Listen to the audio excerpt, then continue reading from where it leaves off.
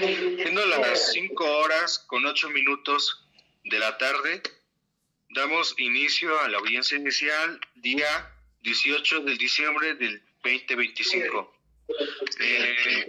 por el delito de secuestro en contra de Ana Gabriela Arias La Nena y el Moro. José Luis Moro. Siendo el día 18 de diciembre del año 2025, fundado en el artículo 307 del Código Nacional de Procedimientos Penales, doy inicio a esta audiencia inicial en contra de José Miguel Moruga y Ana Margarita Galván por el delito de secuestro. Le doy la palabra al agente del Ministerio Público para presentarse. Sí, muy buenas tardes, su señoría. Comparece ante usted la licenciada en Derecho, Galilea Bernal Baltazar, con número de cédula profesional 1143-3021-20, adscrita a la unidad especializada en investigación de secuestros, debidamente acreditados en el domicilio para oír o recibir notificaciones. El correo electrónico galileabernal35@gmail.com, y el domicilio ya ha sido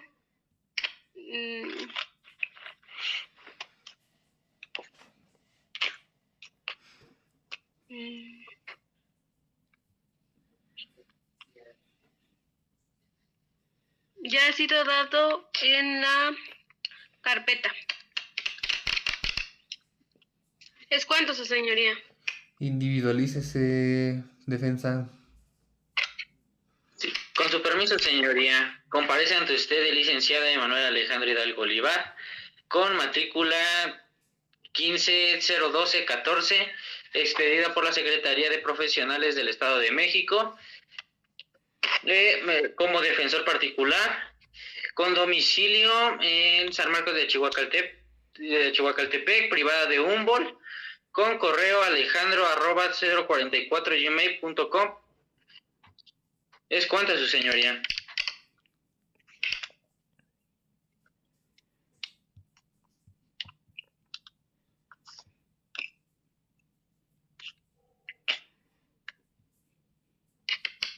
Tiene el uso de la voz el agente del Ministerio Público para formular su legal detención. Sí, su señoría. El que suscribe es Agustín Sánchez Marchán, adscrito a la Policía de Investigación de la Ciudad de México, con matrícula 20-1345. Comparezco ante esta autoridad a fin de emplear mi entrevista, manifestando lo siguiente. Derivado de las diversas denuncias previas formuladas por las víctimas de la privación ilegal de la libertad, en las cuales se hacía referencia a la posible existencia de una banda dedicada a dicha actividad ilícita, se recabó información que señalaba como punto de interés a el lugar conocido como el Rancho Las Nebritas, ubicado en la comunidad de San Miguel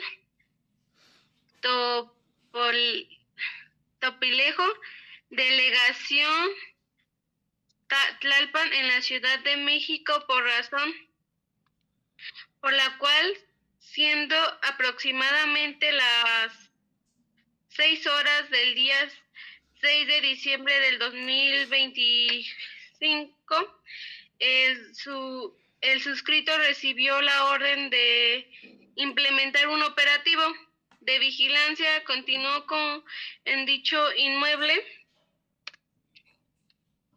El operativo dio inicio el mismo día el día 6 de diciembre, estableciéndose vigilancia permanente durante las 24 horas del día 24, enfocada principalmente en la única entrada y salida existente, así como en la observación a distancia de las distintas construcciones localizadas dentro del rancho,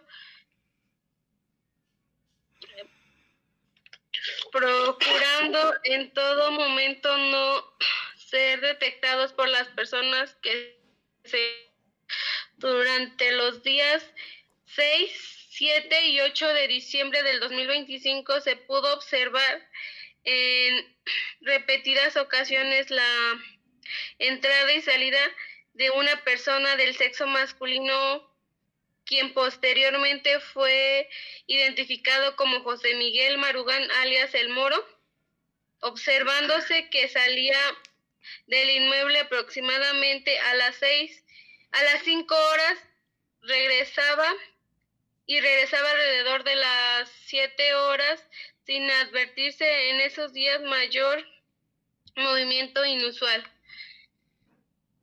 Siendo el día 9 de diciembre del 2025 aproximadamente a las 8:25 horas, mientras el suscrito se encontraba sin recorrido de vigilancia en compañía de otro elemento policial a bordo de la unidad oficial 2345 con placas MEX-928-B1. Se recibió un reporte vía radio referente a un posible hecho de privación ilegal de la libertad, en el que se señalaba un vehículo tipo sedán color gris cuyas características coincidían con información previamente recabada en investigación. Al traslado y al punto indicado, arribamos alrededor de las 8:35 horas, localizando dicho vehículo estacionado de forma irregular, encendido y con vidrios polarizados, del cual descendió un masculino que se identificó como José Miguel Marugán, explicándole el motivo de la intervención y solicitándole autorización para que realizara la inspección del vehículo, otorgando su consentimiento de forma verbal. Durante la inspección del interior del vehículo se localizaron cinta adhesiva color gris y varios sacos pequeños y diversas prendas de vestir, manifestando el conductor que dichos objetos eran parte de una mudanza. Aproximadamente a las 8:50 horas, mediante consulta realizada en plataforma, se confirmó que el vehículo contaba con reporte de robo vigente con folio PF 622-2012, motivo por el cual se procedió a la detención inmediata del conductor en términos de los artículos 146, 147 y 148 del Código Nacional de Procedimientos Penales.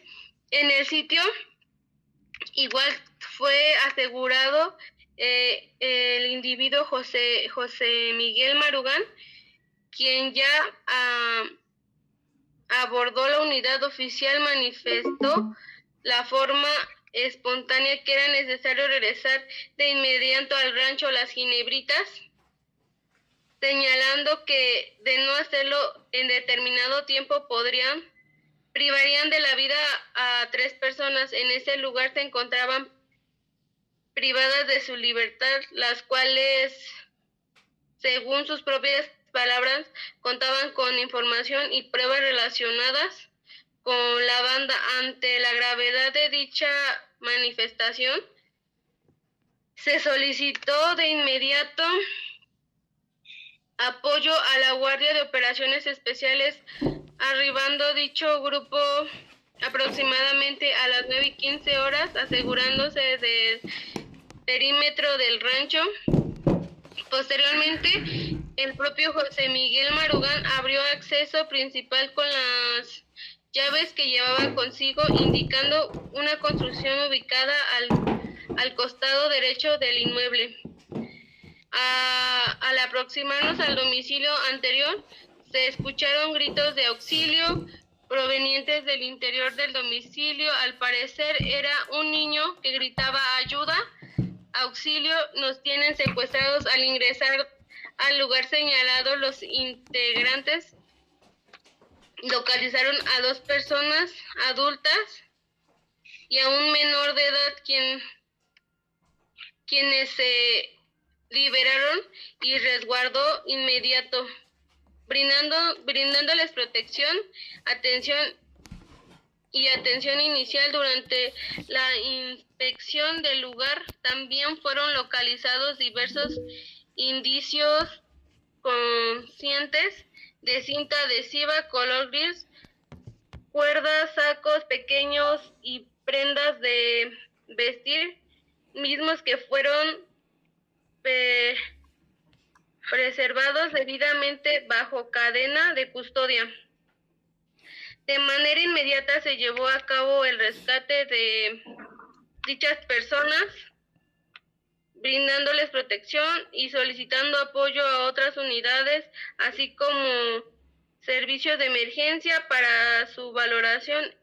En su lugar también fue localizada una persona del sexo femenino que también manifestó llamarse Ana Margarita Galván, alias La Nena, quien no pudo justificar coherentemente su presencia en el lugar, por lo que fuese asegurada por efectos de investigación. Una vez controlada la situación, resguardadas las víctimas y aseguradas las personas antes mencionadas, se procedió al traslado ante la autoridad, llevándose a cabo la puesta a disposición a las 10 horas del mismo día, 9 de diciembre del 2025, quedando todo bajo conocimiento del Ministerio Público para investigación de la carpeta de investigación correspondiente. En cuanto informo en ampliación de la entrevista, es cuanto, su señoría.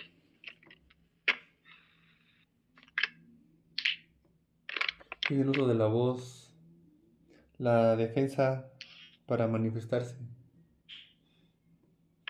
Sí, su señoría. Señoría, la defensa solicita que la detención sea declarada ilegal por la vulneración directa a los artículos 14 y 16 constitucionales, así como los artículos 146, 147 y 150 del Código Nacional de Procedimientos Penales. El Ministerio Público pretende justificar la detención bajo una supuesta flagrancia, pero su narrativa carece de lo más esencial, que es la inmediatez temporal y espacial. La flagrancia, señoría, no se presume, se acredita, y para que exista deben presentarse hechos inmediatos, continuos y verificables. Aquí ni el informe policial ni la exposición del MP establecen con precisión el momento exacto de observación, persecución o aseguramiento. Solicito respetuosamente que el Ministerio Público pueda explicar minuto a minuto cómo ocurrieron los hechos, pues la narrativa es genérica, vaga e inconsistente. Si su propia secuencia es contradictoria, no puede sostener validez constitucional alguna. Adicionalmente, existe una ruptura evidente en la cadena de custodia, regulada en el artículo 103 del Código Nacional de Procedimientos Penales. Los agentes no especifican quién embaló los objetos asegurados, quién los trasladó, ni en qué condiciones fueron puestos a disposición. Esto afecta directamente a la presunción de integridad y autenticidad de los indicios. Por todo ello, señoría, la defensa solicita que la detención se declare ilegal y por consecuencia que se concluya todo lo que se derive de ella. Es cuanto, su señoría. Ministerio Público, ¿algo más que manifestar? No, su señoría.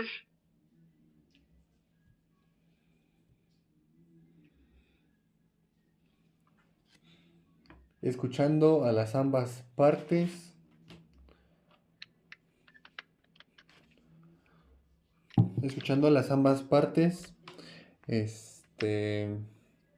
declaro de ilegal la detención en contra de José Miguel Moruga y Ana Margarita Galván, alias La Nena. Ok, Ya. le doy uso a la voz al Ministerio Público para que proceda a la formulación de la imputación.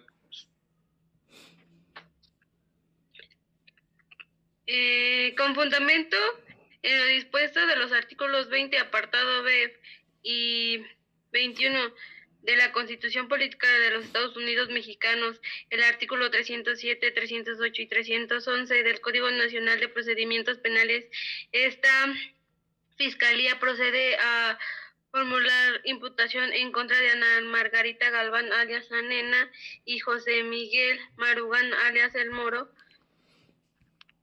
por su probable intervención en el hecho delictuoso de secuestro, por lo que en este acto y presencia de su señoría, le comunico a usted, Ana Margarita Galván, que en esta fiscalía se desarrolla una investigación en su contra por probable intervención de la comisión del hecho delictuoso del secuestro ilícito, previsto y sancionados en los artículos 9 y 10 de la Ley General para prevenir y sancionar los delitos en materia de secuestro. Hecho que se atribuye secuestro en contra de Elvira Pérez Rumón, Nuria Sánchez Muñoz, Valentina Espinosa y el menor. Clasificación jurídica preliminar: el secuestro es en contra de Elvira Pérez Rumón, Nuria Sánchez y Juan Pablo Solís Muñoz Valentín y Valentina Espinosa, ilícito previsto y sancionado en el artículo 9 y 10 de la Ley General para prevenir y sancionar el secuestro. ¿Es cuánto, su señoría? Ok, se tiene por formulada la imputación y ¿Ministerio Público tiene alguna otra solicitud? No, su señoría.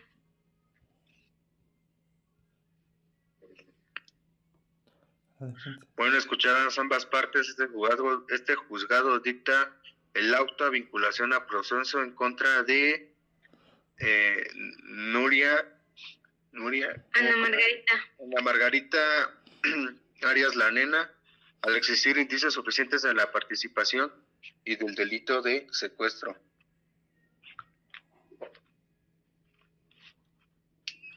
Ahí le cortamos. hasta ahí.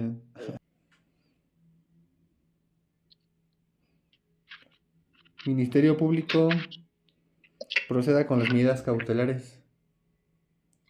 Sí, su señoría, solicita ante usted de medidas cautelares con fundamento en lo dispuesto en los artículos 16, párrafo primero y 10º, cuarto y 19 constitucional, párrafo segundo, 153, 154, 155, fracción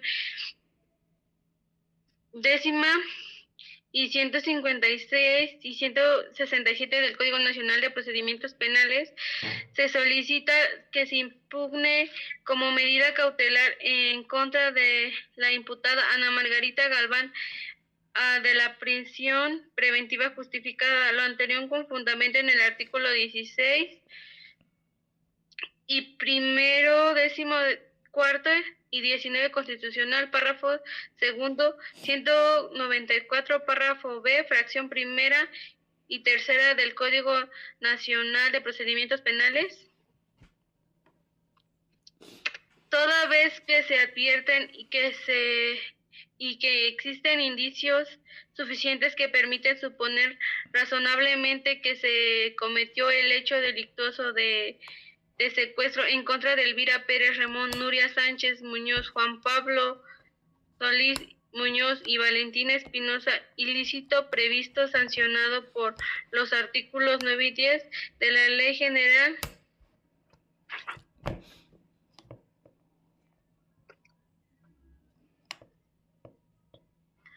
para prevenir y sancionar delitos de materia de secuestro. El artículo 168, peligro de la obstaculización del imputado. No se garantiza la presencia del imputado en el proceso. Fracción segunda. Artículo 169, peligro a la obstaculización y desarrollo de la investigación. Fracción segunda. Artículo 170, riesgo para la víctima u ofendido, testigo o para la comunidad.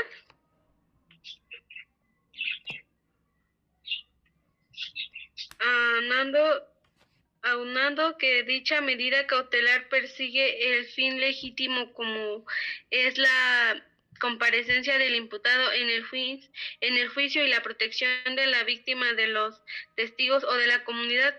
Esto así toda vez que en efecto existe un riesgo potencial, toda vez que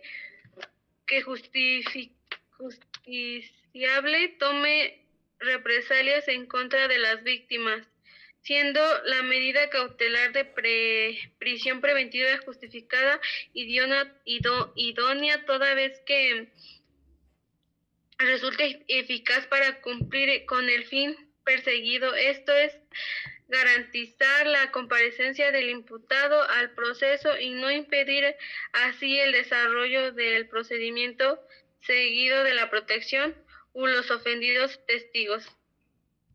Aunando que la medida cautelar resulte necesaria toda vez que las demás medidas alternativas resulten insuficientes para satisfacer a fin procesal, que sería garantizar la competencia del imputado al procedimiento o a la seguridad de los ofendidos y testigos, toda vez que las demás medidas cautelares son únicamente obligaciones de carácter procesal y prohibiciones verbales que se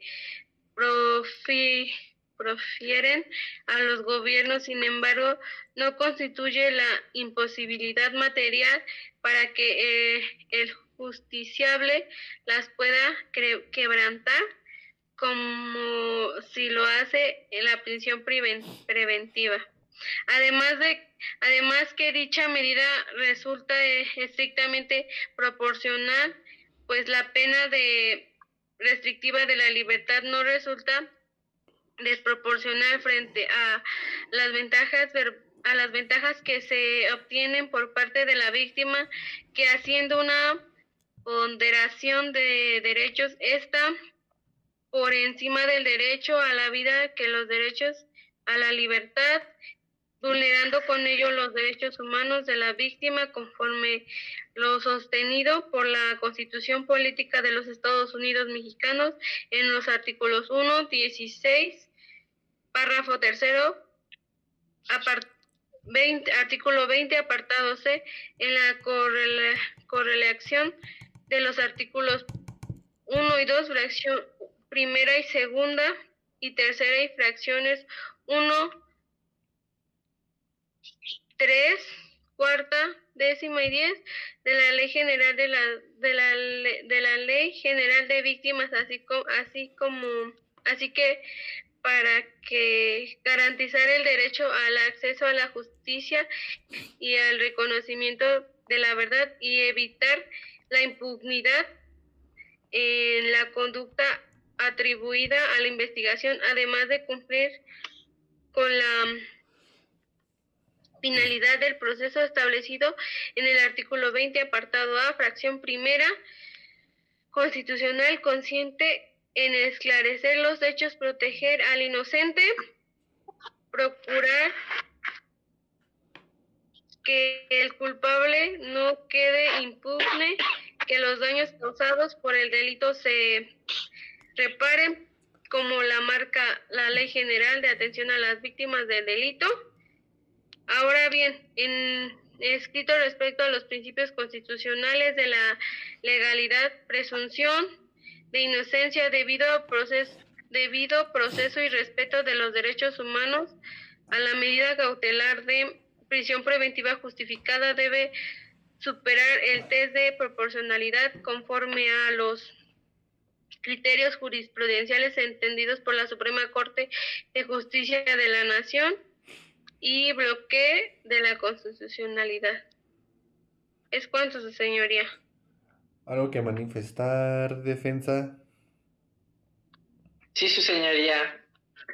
En relación con las medidas cautelares, señoría, es indispensable recordar que estas deben cumplir 3 principios: excepcionalidad, proporcionalidad y necesidad, conforme al artículo 155 del Código Nacional de Procedimientos Penales y el artículo 1 constitucional.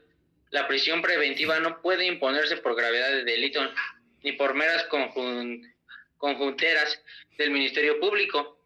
La Corte ha sido clara: los riesgos procesales deben acreditarse con datos y no con especulaciones. El MP menciona riesgo, pero no ofrece un solo dato objetivo. Mis representados cuentan con domicilio fijo y verificable, trabajo estable, familia que radica aquí, ausencia total de antecedentes penales. Estos elementos, conforme a los artículos 155, fracción primera, segunda y tercera del Código Nacional de Procedimientos Penales, acreditan raíces sociales suficientes para garantizar su permanencia en el proceso. Tampoco existe riesgo para la víctima o testigos.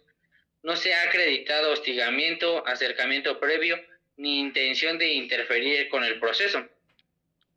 Asimismo, el MP no ha demostrado riesgo para la investigación. No existen testigos vulnerables ni evidencia susceptible de manipulación, esencialmente porque la propia cadena de custodia está quebrada desde el origen. Por ello, la defensa solicita que se impugnen medidas menos lesivas, totalmente suficientes para satisfacer las finalidades del proceso, tales como firma periódica, prohibición acercarse a la víctima o lugares, domicilio determinado, garantía económica moderada, en su caso vigilancia electrónica, si el tribunal lo estima. Todas ellas cumplen el principio de mínima intervención penal y respetan el principio pro persona del artículo 1 constitucional. Solicitar prisión preventiva en este caso no solo sería desproporcionado, sino inconstitucional. Es cuanto, su señoría. Ministerio Público, ¿algo que manifestar? No, nada, su señoría.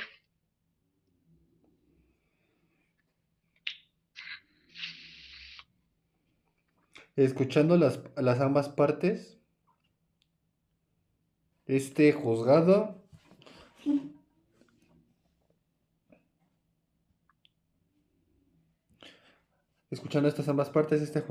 dicta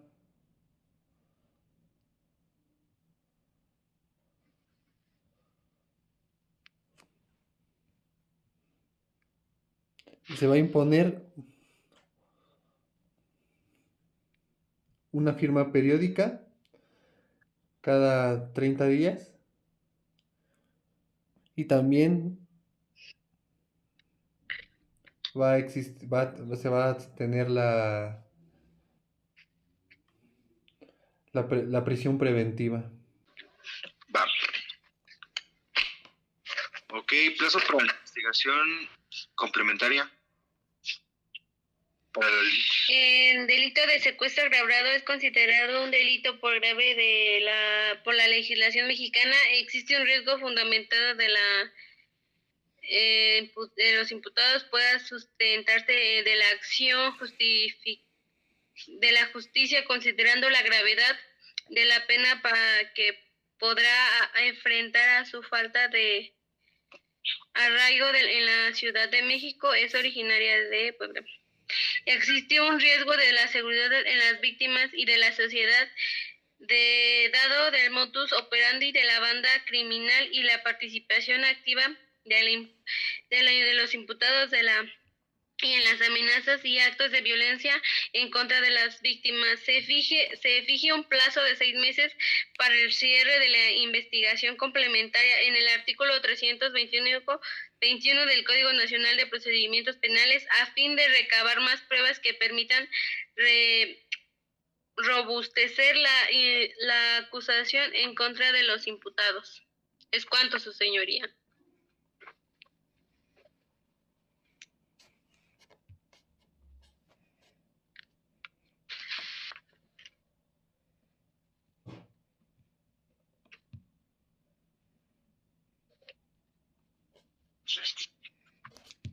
Ok, ¿cuál es el plazo para el cierre de investigación complementaria? 6 meses. No, güey. Se fijan 2 meses para el cierre. Ajá, chale. Se fijan 2 meses para el cierre de la investigación, término que vence el día de fecha, contando el día de febrero 18 del 2026. ¿Alguna otra petición? No, su señoría. ¿Defensa? No, su señoría. Ok, se autoriza, no sabiendo más del tema, se cierra la audiencia siendo las 5:48 del día 18 del 12 de diciembre del 2025, dando autorización a esta petición. Gracias.